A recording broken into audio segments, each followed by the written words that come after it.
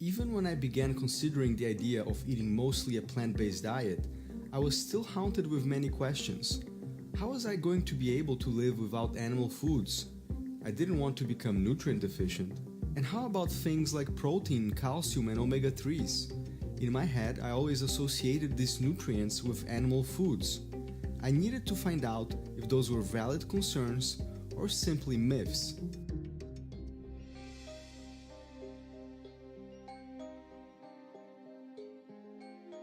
It's almost impossible to design a protein-deficient diet surrounding, a variety of whole plant foods. But what people need to know is there's never been a case of protein deficiency ever described in the world literature on any natural diet that met the sufficient amount of calories. Back to 1839 when protein was discovered, it had this incredible reverence associated with it, and it just gained traction.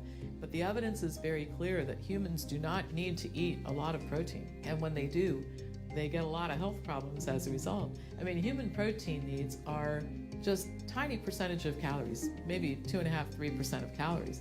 And if you were to eat the lowest protein foods in the plant world, which would be foods like rice, you're at 8 or 9% protein.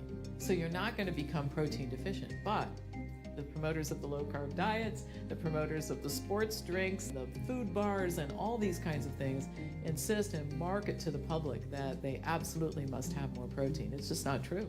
In practical sense, in reality, the way we humans operate, we can get ideal levels of protein if we just get it from plants.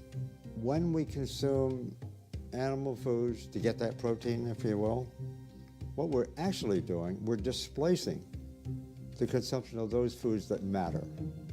And the foods that matter are plants. The amount of animal protein we eat is the problem. In rural China, in Japanese populations, healthier places in the world, people eat a little bit of animal protein, but for economic reasons, it's very, very, very tiny.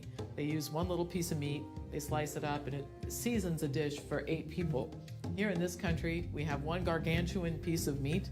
We put it on a plate with a tiny little bit of vegetables. We call that a meal.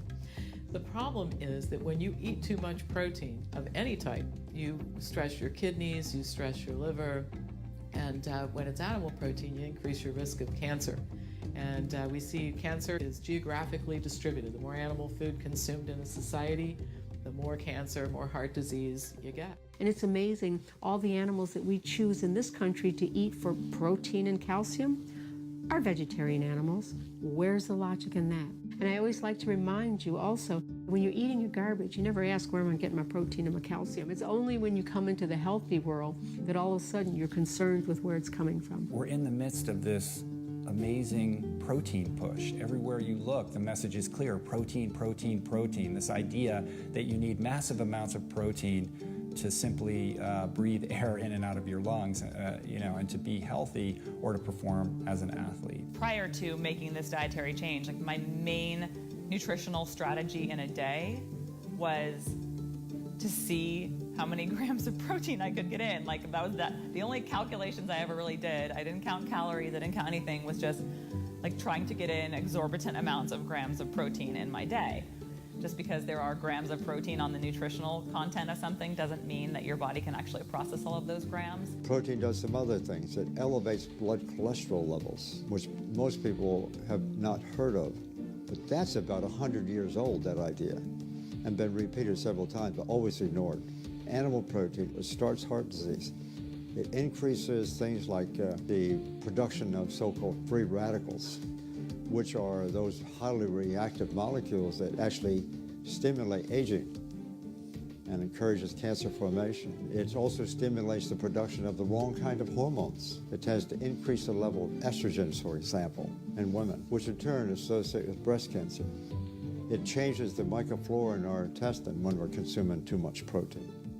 It does all these things. There's lots of things we have to worry about in the American diet. Fiber, 97% of Americans don't reach the daily minimum intake of fiber. 98% of Americans don't reach the daily minimum intake of potassium, for example. The nutrients of concern for most Americans are the ones that are found in plant foods, mostly fruits and vegetables, and the ones that we're getting too much of in excess whether it's calories, sodium, cholesterol, saturated fat, are found in processed foods and animal foods in general.